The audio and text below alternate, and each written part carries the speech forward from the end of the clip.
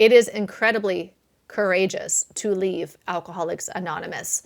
That's why I think that you're so courageous if you left, because the system is telling us we're going to die if we leave. And if we trust ourselves anyways and break free and escape and start critically thinking, yeah, I think that we're really brave.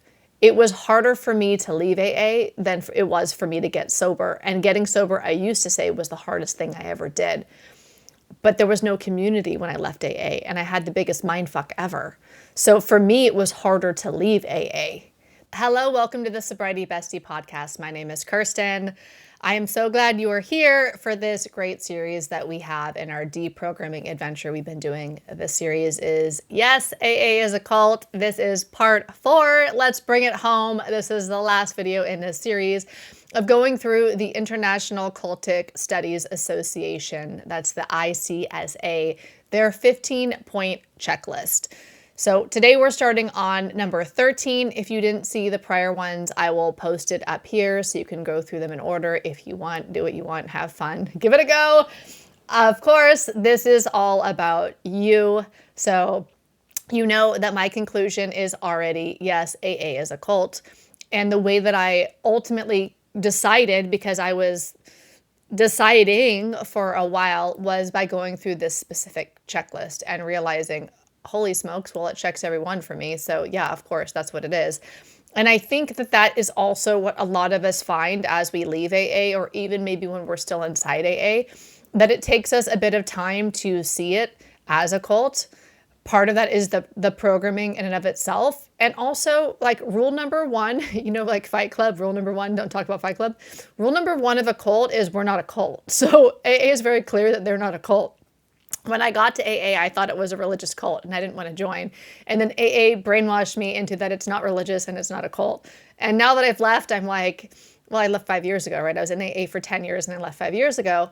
And now that I've been speaking about it for 6 weeks and doing all sorts of research and speaking with all sorts of people in AA through the comments or through social media, through my DMs, even on the phone with a lot of people, old friends from AA. Now I am clear as of this past week, yes, Alcoholics Anonymous is in fact a cult, and it's also religious. It is a religious cult.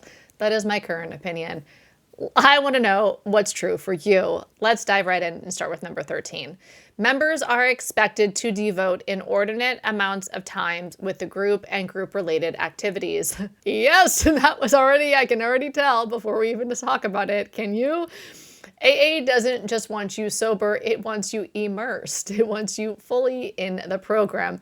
You're trained to believe that the more time you give, the more serious you are or more spiritually fit you are. It's not just support, this is submission through overcommitment. Commitments are encouraged, commitments to the meeting, commitment to a sponsor, commitment to a home group, all sorts, and doing the steps in and of itself, commitment to AA. So let's look at some of the common time demands inside Alcoholics Anonymous. Have you heard of 90 and 90? That's pretty typical, isn't it? 90 meetings in 90 days. So if you are wanting to get sober and willing to go to any lengths to get sober, do 90 and 90. That's like the generic prescription written for newcomers. Do 90 meetings in 90 days. Guess what? That's a great amount of time for the indoctrination to sink in. Because once you do 90 and 90, you might be fully indoctrinated and then you'll stay for the rest of your life if you commit to 90 and 90. That's what happened for me. I remember I was about 90 days sober when I got locked into AA system, which means I was 60 days into AA because my first 30 days were in a non-12-step rehab. But 60 days is when I was fully, like, hook, line, and sinker identified as an alcoholic, which I think was misdiagnosis now. I think what I was identifying with was the speaker was describing autism and ADHD, and I had never had anybody describe my brain and my internal world so clearly, and he called it all alcoholism. So it was a misdiagnosis, but that locked me into the system. So it was the 90 and 90 that got me to lock myself into the system through the indoctrination that had me then self-policing me and me deciding now that I am going to stay for what ended up being 10 and a half years.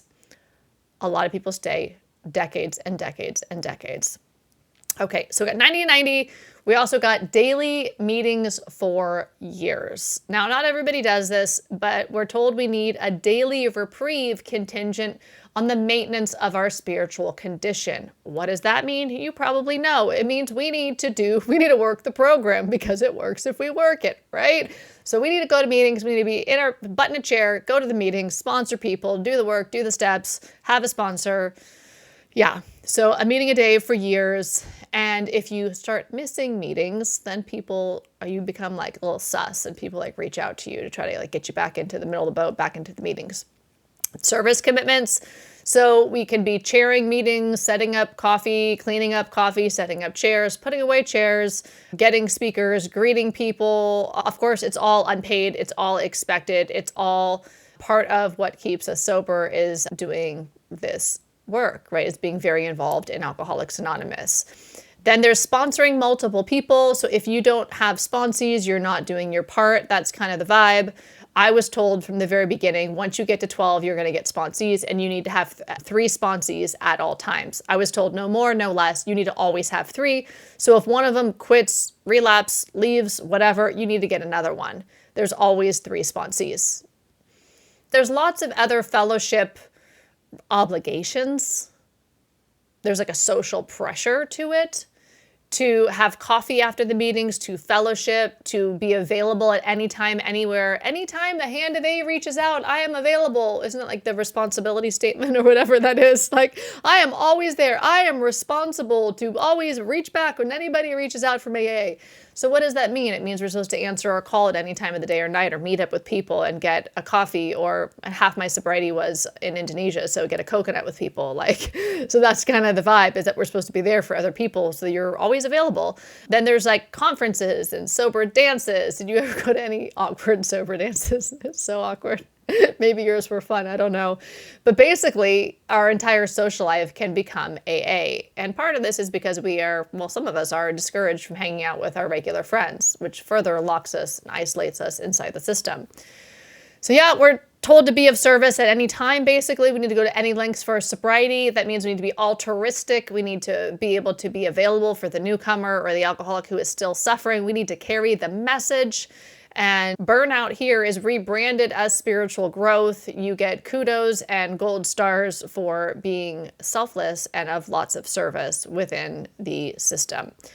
When I was in AA, it wasn't just a program, it was a part-time job. So I was doing 10 or 11 hours a week. If we want to say a meeting a day, that's 7 hours a week, plus 3 sponsees. Now we're at 10 hours. A sponsor, that's 11 hours, plus fellowship, coffee, whatever. So we're at 11, maybe 13, maybe 15 hours a week. Let's just call it 11, plus all the fellowship was on top of that, and the conference were on top of that. 11 hours a week for 10 and a half years. That's like, 5,000, 6,000 hours? That's a lot of time.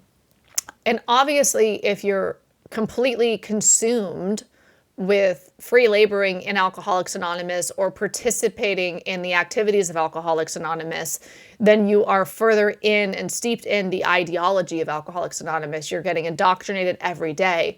The mind control, it's not like just once and then it's over. It's like you're getting brainwashed all the time. You're continuing to get it, which makes you continue to stay. So the more you participate, the more likely you are to participate, because you're hearing all the things about you'll die if you leave and everything else.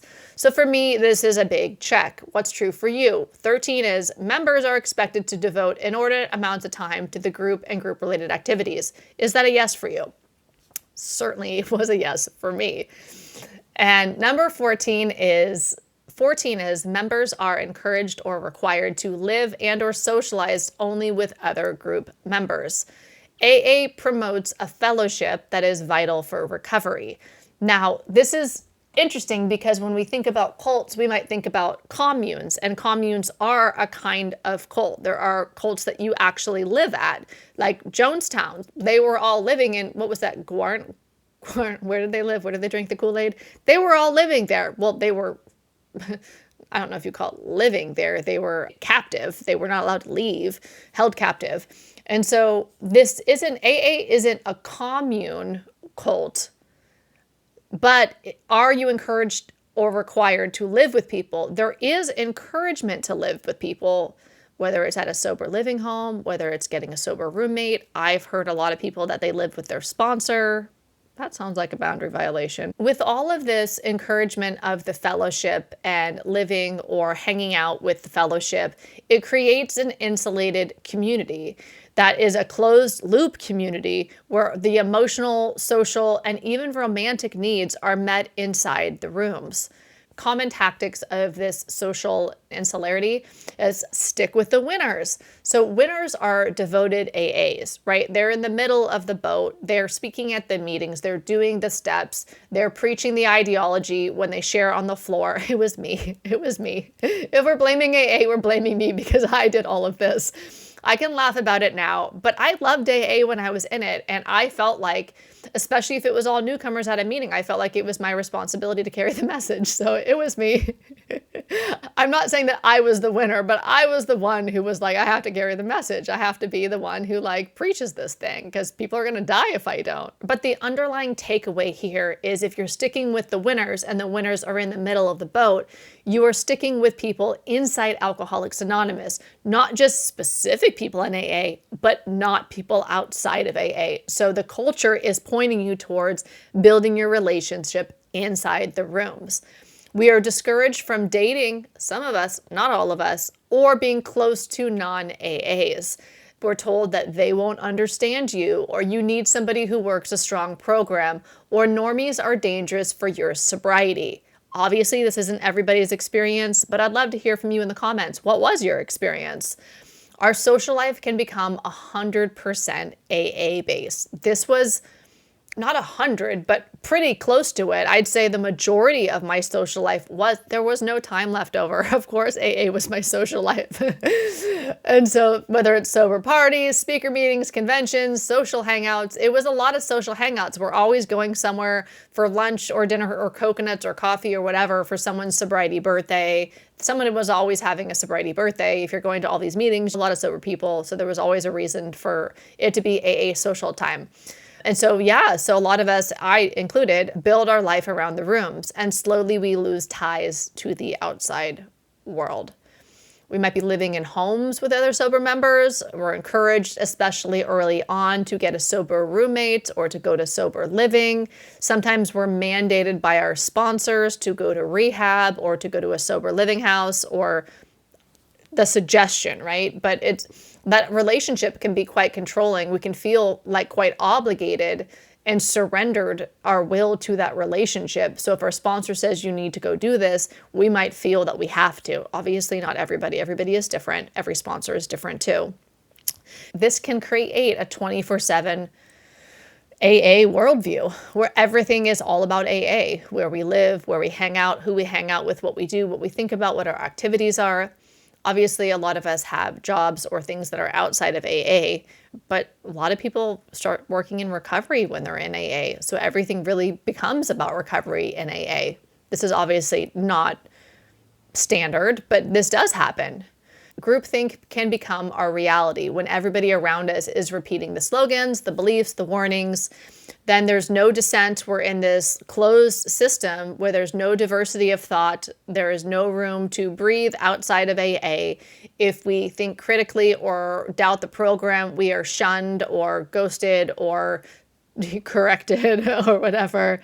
So we're told that people outside the program don't get it. So some of us are told don't date them, don't hang out with them, don't trust them, stick with the winners. So for me, 14 is a big check. Members are encouraged or required to live and or socialize with only other group members. Was this your experience? Were you encouraged to hang out or live only with other AA members? Is this a check for you? For sure, for me. Let's go on to our last one, which is 15. 15 is the most loyal members, the true believers, which I was, feel that there can be no life outside the context of the group. They believe there is no other way to be and often fear reprisals to themselves or others if they leave or even if they consider leaving the group. This is the final level of AA indoctrination, the belief that there is no recovery without AA, there is no safety outside of the program, and you or others will die if they walk away. Did you believe that it was unsafe to leave AA? Did you believe that you would die if you left AA? I believed that. I was a true believer. That process where that belief got instilled within me, because I didn't believe that before I got to AA. Why would, because I was alive and I wasn't in AA. AA systematically, through the dogma, through the indoctrination process, through the 90 and 90 indoctrination process, instilled a belief in me that it was unsafe to leave the group, that to leave the group essentially is to die. That is called phobia indoctrination. I don't think it hits everybody, because in any cult, there's going to be people on the periphery, people on the outside. There's going to be the core true believers that go all the time and that are super immersed in the ideology like I was. Then there's going to be people more on the periphery that maybe they go, like if you think about people that maybe they only come once a year to pick up a chip, or they come a couple of times here or there, or maybe they come once a month or whatever, or a couple of times a month. They're not fully indoctrinated, like they're not in the middle of it all, hearing everything all the time. So it's going to vary. When we are in this place and when we believe that there is no life outside of the group, essentially, our core beliefs are going to be something like, if you leave, you'll drink. If you drink, you'll die. If you stop going to meetings, your disease will come back stronger. People who leave AA die drunk in hotel rooms. I've seen it happen. This is the last house on the block. Even if you leave, the fear stays because it's programmed within us. We second guess ourselves. We feel guilty for being selfish or ungrateful. We believe that we've abandoned others, potentially, or worse, that our story could have saved somebody who will now die because of us. So the guilt can run deep. This is how AA can keep us trapped, but it's not actually chains, it's fear. The gun at our head to keep us in AA and that life outside of AA isn't safe is the ideology. It's not a literal gun, obviously. So when people say, but you can leave at any time, or when people say it's not a cult, you can leave anytime. Not really. Not if you believe what they're telling you every day, because to leave is to die, so you can't leave. It's impossible. So no, we can't leave. It is incredibly courageous to leave Alcoholics Anonymous.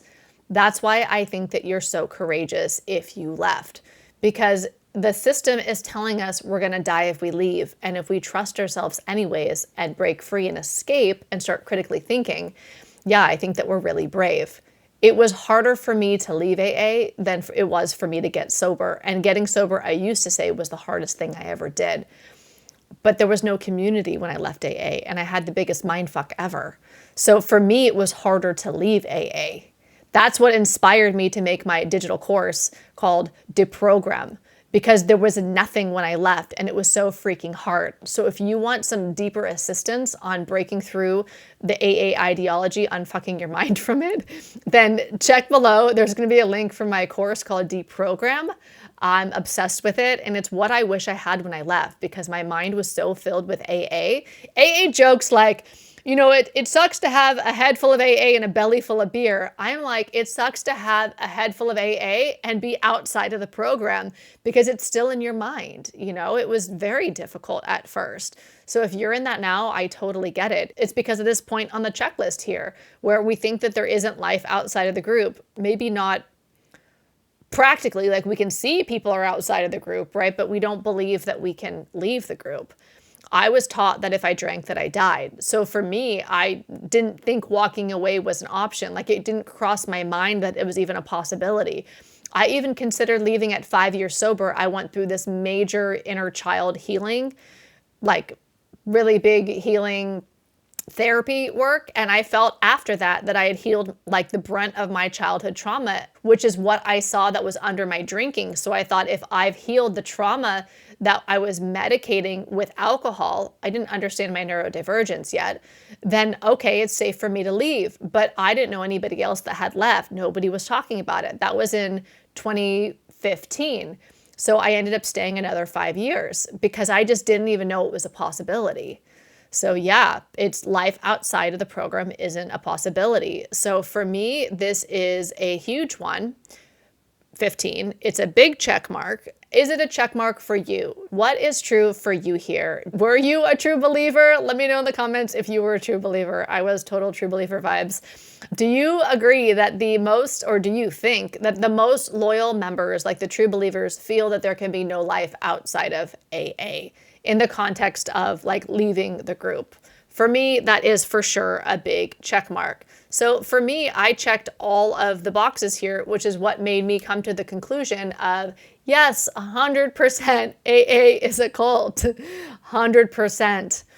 I know that word is a bit edgy or sensational, but for me, it's very helpful in the healing process and having context of what we went through and how to move through it all, and how important that the deprogramming journey is. It's part of what motivates me to every day to share with you on the Sobriety Bestie podcast about deprogramming, because I think it's such an important thing, because a lot of us do leave AA and we don't do the deprogramming work, and then AA is still running our lives and we might not even be aware of how it's crushing our self-esteem and our potential. And I don't know, I'm all about being on team freedom and wanting to get more free myself and wanting to help others get free as well. So this really is all about our own freedom, this deprogramming journey, and we deserve it. We deserve to be free. Thank you so much for watching this series. Yes, AA is a cult. What do you think? I am so curious to know what you thought as we went through all 15 of these checklist points. Did you relate to it? Could you see it from your own experience? What's true for you? And if you were in a less culty group, could you see that other groups might be like that? What's your opinion? Is it a hard no? Is it a yes? Or is it a maybe? I was a hard yes. AA is a cult before I ever got there. When I got to AA, they told me it wasn't a cult. So when I was in it, I wasn't even thinking about it. So I was like a hard no. And then when I left, I got to a maybe. And then just last week, I got to yes. Yes, AA is a cult, which is why I'm making these videos for you. Because it's very liberating to have this new understanding, and it's really gonna help shape a lot of my next steps, being able to see AA in this light. It's been so great to have you here, and I can't wait to hear from you in the comments. Have a great day, and I'll see you in the next video. Bye.